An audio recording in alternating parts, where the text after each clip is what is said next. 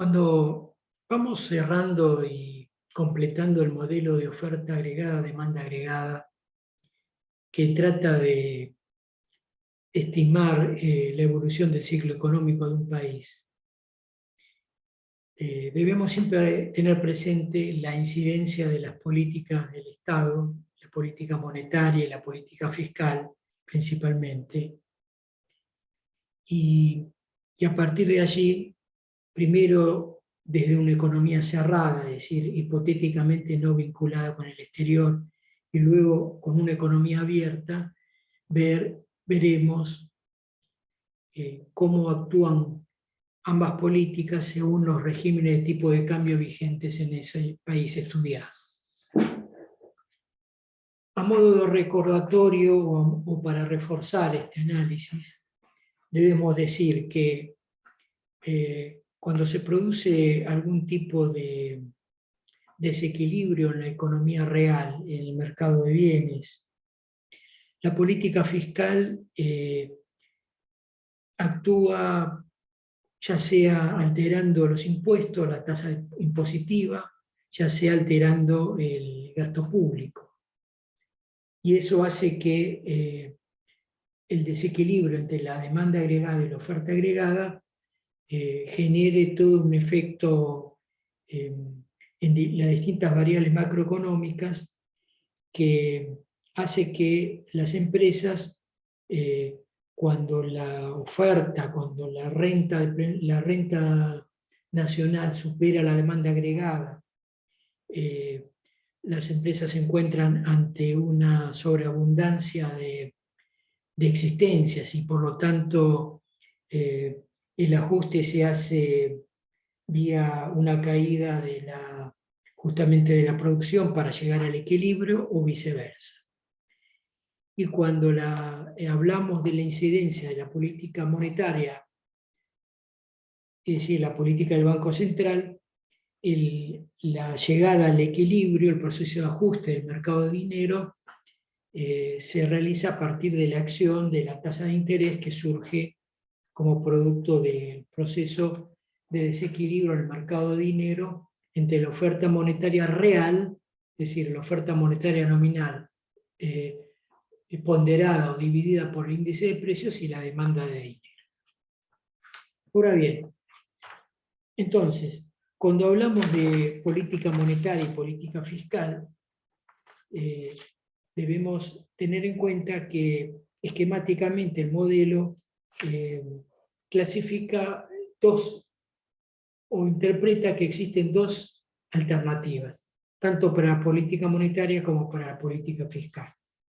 En materia monetaria, es decir, de acción del Banco Central sobre el mercado de dinero, las dos alternativas son las siguientes: que la política monetaria sea restrictiva o dura, es decir, que tenga como propósito disminuir la oferta monetaria y con ello el efecto que se produce es la de un desequilibrio en el mercado de dinero, una falta de liquidez.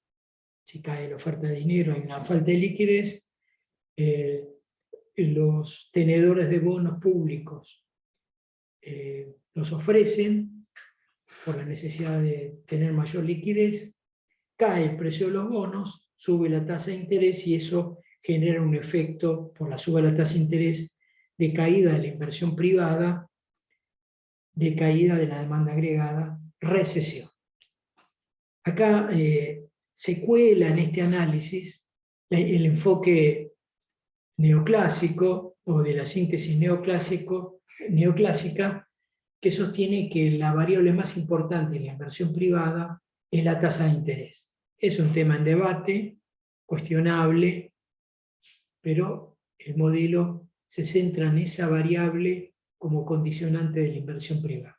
Y todo lo contrario, cuando la política del Banco Central es una política de tipo expansiva o también llamada suave, que busca o que genera un aumento de la oferta monetaria, digamos, lo que tenemos es un aumento de la inversión, una expansión de la demanda agregada. En materia fiscal, también hay alternativas. Está la política fiscal de carácter dura o restrictiva, que consiste en disminuir el gasto público, y la política expansiva o suave, que busca actuar a través del aumento del gasto público. Bueno, la disminución del gasto público genera, digamos, una caída de la demanda agregada, de la demanda efectiva. Eso genera una caída de la tasa de interés, o el aumento de la inversión privada, hasta que se recupera la economía y la demanda agregada arrastra la oferta agregada hacia un nuevo equilibrio. Cuando tenemos entonces políticas fiscales duras o restrictivas, el efecto inicial sobre la economía se lo llama, es la recesión, y se la denomina crowding out. Esa expresión no debe ser traducida literalmente, sino que debe ser traducida como una expresión idiomática que quiere decir efecto desplazamiento. Es decir, crowding in, es decir, efecto desplazamiento, en el sentido de que una disminución del gasto público genera un aumento de la inversión privada. Es decir, que en el razonamiento de la síntesis neoclásica habría una contradicción entre la acción del Estado subiendo o bajando el gasto público y la inversión privada. Otro tema discutible. Y el efecto crowding out es el efecto generado por una política expansiva o suave, es decir, de aumento del gasto público, que genera que la inversión privada disminuya por aumento de la tasa de interés y con ello caiga la demanda efectiva. Crowding out, crowding in, efecto desplazamiento. En el segundo caso es recesión, en el primer caso implica una expansión provocada por el gasto público. Así que tenemos presentes las alternativas en la política fiscal y la política monetaria, que actúan sobre una economía cerrada. De eso estoy hablando ahora. Pero obviamente no existe ninguna economía cerrada en el mundo, simplemente esto que dije hasta aquí es un esquema de razonamiento para ir ingresando al mundo real. Y hablar del mundo real implica considerar que todos los países tienen relaciones económicas con los demás, sea cual fuera el régimen político que tenga, sea un régimen como el francés, como el norteamericano, como el de China popular, como el argentino, como el cubano, como el coreano. Todos tienen relaciones económicas con los demás. No existe el aislamiento absoluto que se difunde a veces por los medios de comunicación. Bien, cuando hay... Entonces, cuando consideramos la economía desde el punto de vista de considerarlas relacionadas con el exterior, las denominamos economías abiertas. Y ahí, entonces, la política fiscal y la política monetaria deben ser reinterpretados o complejizadas. Veamos, por ejemplo, la política fiscal. ¿Cómo funcionaría la política fiscal en una economía abierta? Es decir, relacionada con el exterior. Bien, el tema central es que nosotros consideramos en este modelo que existirían dos tipos de regímenes de tipo de cambio. El flexible o flotante, puro, y el fijo. El segundo se diferencia del primero en el sentido que el tipo de cambio está fijado por ley, obligando al Banco Central, obviamente, a respetar la ley. Entonces veamos.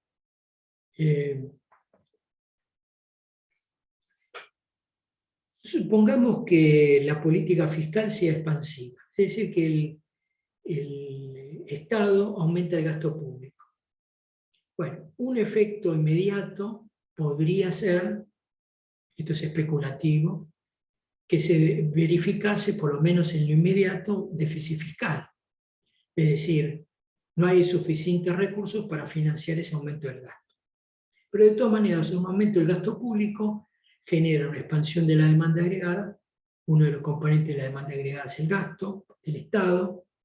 Eso arrastra la renta, o sea, arrastra la producción, aumenta el empleo, aumenta la demanda de dinero por transacciones,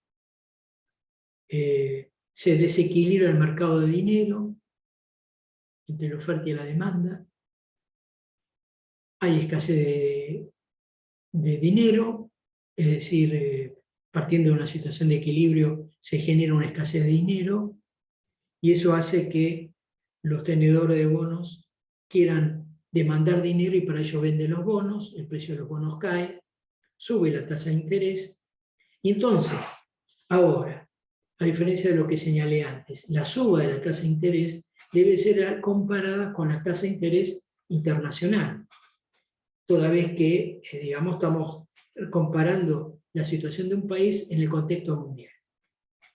Esa suba de la tasa de interés local, comparada con la tasa de interés internacional, significa un efecto que en lo inmediato trae aparejado la caída de la inversión privada. Pero todo está condicionado por el tipo de cambio que tengamos vigente. Si el tipo de cambio es flexible, esa suba de la tasa de interés local va a atraer capitales, atraídos por una tasa de interés mayor que la internacional. Esos capitales vienen en divisas, se transforman en la moneda local, en pesos, y eso hace que hay una mayor cantidad de pesos que antes, aumenta la oferta de la divisa, cae el tipo de cambio, eso hace que la balanza comercial se vuelva deficitaria, y entonces esto arrastra la oferta agregada, cae la oferta agregada, cae la renta, cae el empleo, cae la demanda de dinero, y a largo plazo, finalmente, ese desequilibrio inicial se traduce en una caída de la tasa de interés local que permite que finalmente se recupere la inversión a largo plazo. Cuando hay tipo de cambio fijo, también hay ingreso de capitales cuando la tasa de interés local es mayor que la internacional. Pero si hay tipo de cambio fijo, el Banco Central tiene que proteger ese tipo de cambio, simplemente aumenta las reservas del Banco Central por ingreso de divisas, aumenta la oferta de dinero, puede generar esto, canalizar esto, el aumento de la oferta de dinero, canalizar un proceso inflacionario, se desequilibra el mercado de dinero, la tasa de interés local disminuye, la inversión crece. Así que con tipo de cambio fijo, a corto plazo al menos, la política fiscal expansiva es lo más recomendable si se quiere desde las políticas del Estado hacer crecer la economía. Veamos qué pasa con la política monetaria. También están las alternativas del régimen flexible o el régimen de tipo de cambio fijo. Supongamos que el Banco Central por algún motivo genera un aumento de la oferta de dinero. O bien los bancos comerciales encaran una política de préstamos más accesible para las empresas y los particulares. Bueno, habrá un exceso de liquidez, esa liquidez los especuladores del mercado de bonos lo traducirán en una mayor demanda de bonos, el precio de los bonos sube, la tasa de interés cae respecto a la tasa de interés internacional, inmediatamente eso produciría un efecto positivo sobre la inversión privada, pero además, si hay tipo de cambio flexible, se va a traducir en una depreciación del tipo de cambio,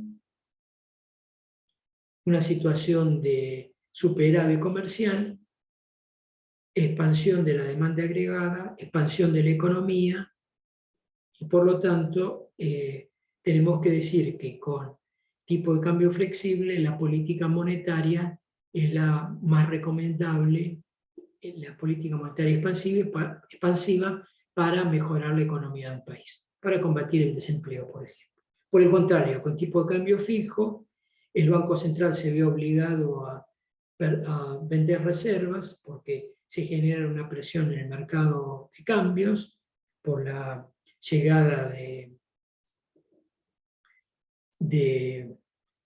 por la salida de capitales que genera que la tasa de interés local es menor que la internacional. Es decir, que con tipo de cambio fijo no es recomendable la política monetaria expansiva del Banco Central. En realidad lo que hay que decir es que la recomendación del modelo es que con tipo de cambio flexible el Banco Central, con este tipo de cambio fijo, el Banco Central no debería realizar una acción sobre la economía, no debería expandir la oferta monetaria, sino que tendría que tener una actitud de aceptación de la evolución de la economía.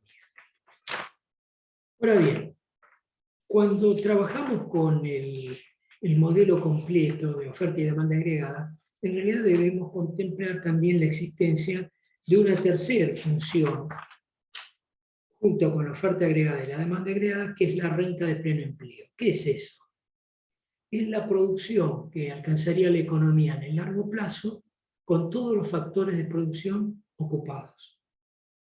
Esa perspectiva, esto es, que la economía se encuentre en una situación de equilibrio, donde coincidan la oferta agregada, la demanda agregada y la renta de pleno empleo, es la situación en la cual la economía se puede mantener estable, es decir, no está sujeta a los vaivenes del ciclo económico. Cuando no se da esa coincidencia, por algún motivo, estamos sujetos a la evolución del ciclo económico. Entonces, es cuando entra a jugar las distintas situaciones que se generan cuando ya sea la oferta agregada como la demanda agregada se desplazan producto de distintas razones. La demanda agregada por la acción del Estado, por el aumento o la disminución de la inversión privada, provocada por la diferencia entre la eficacia marginal del capital y la tasa de interés, y así el sector externo. Y la oferta agregada por razones que tienen que ver con el mercado de bienes, esencialmente lo que se conoce con el nombre de shock de oferta, que pueden ser positivos o negativos. ¿Cuáles son? Un shock de oferta negativo es un aumento brusco de los salarios, que genera un aumento de los costos y hace caer la oferta agregada. Una disminución de la tasa de ganancia esperada por los empresarios, un aumento de los costos de la energía, que provoca un aumento de los costos. Ese es un shock, es decir, un efecto brutal, brusco, en la oferta agregada, adverso. Todo lo contrario es si los sindicatos aceptan aumentos salariales moderados, si la tasa de rentabilidad esperada crece, si la productividad de la economía crece, si no hay ningún aumento del precio de la energía, sino todo lo contrario. Ahora bien, en el debate, en el marco del proceso inflacionario que vive la economía mundial, desde la Segunda Guerra Mundial hasta nuestros días, y principalmente después de de la década del 70, cuando la inflación, los fenómenos de inflación y de esta inflación se generalizaron, se puso en tela de juicio, y el modelo lo intenta interpretar, la efectividad de las políticas de demanda agregada, es decir, de las políticas del Estado para aumentar la demanda efectiva con el objeto de lograr ese efecto multiplicador sobre el empleo, sobre la renta de las personas, etc. Ese cuestionamiento a las políticas de demanda llevó a que surgiera en los países centrales alternativas desde el punto de vista de los intereses empresariales, expresados principalmente a partir de los gobiernos de Ronald Reagan en Estados Unidos y Margaret Thatcher en Gran Bretaña, que consistieron en políticas que actuaban sobre la oferta agregada y no sobre la demanda agregada. ¿En qué consistían o consistieron? ¿Y cuál es el nuevo ciclo político que se inicia con estos gobiernos en la década del 80? Y es la concepción según la cual el problema de la central de la economía mundial y de los países centrales, también de la Argentina obviamente, es la inflación, las políticas de expansión de la demanda efectiva o demanda agregada han fracasado porque la inflación no se puede detener. Hay que actuar por el lado de la oferta, eliminando las rigideces que impiden que la oferta se adapte a la nueva realidad. ¿Y cuáles son esas supuestas rigideces? Bueno, recuerden que cuando trabajamos con la función de oferta agregada, estamos hablando del mercado de trabajo y, en definitiva, con los costos empresariales. Así que la principal recomendación que surge a partir de esos gobiernos que hablan un nuevo ciclo político en la economía mundial es la recomendación de la flexibilización del mercado de trabajo, es decir, la disminución de los derechos de los trabajadores como argumento para disminuir los costos empresariales, restablecer la rentabilidad, o para decirlo en términos marxistas, la tasa de ganancia, y con ello impulsar el crecimiento de la economía mundial. Bueno, esa concepción aplicada al modelo tampoco funcionó. La inflación siguió siendo un problema de la economía mundial. Estamos hablando de un modelo aplicado a una economía mundial donde todavía no había llegado la pandemia, y por lo tanto, digamos, el debate continúa respecto a cuál es la solución. Por supuesto que la pandemia produjo un efecto, un shock de oferta, en el sentido de que no solamente afectó la demanda, por el hecho de que los gobiernos, para decirlo de una manera brutal, encerraron a sus pueblos en sus casas para combatir el virus, mientras se esperaba la salida de la vacuna, sino que al mismo tiempo eso generó una caída de la producción, de la oferta. Es decir, que el efecto fue sobre la demanda y sobre la oferta. La salida paulatina, aún con contagios y todo lo que conocemos, de esa situación de pandemia, nos muestra un restablecimiento paulatino de la oferta agregada, es decir, de la producción, con una distribución del ingreso mucho peor de la que existía previo a la pandemia. Esta situación se ha visto agravada, y con esto concluimos, por la guerra, de la invasión de Ucrania por parte de Rusia, de la Federación Rusa, en respuesta a la expansión de la OTAN en Europa Oriental.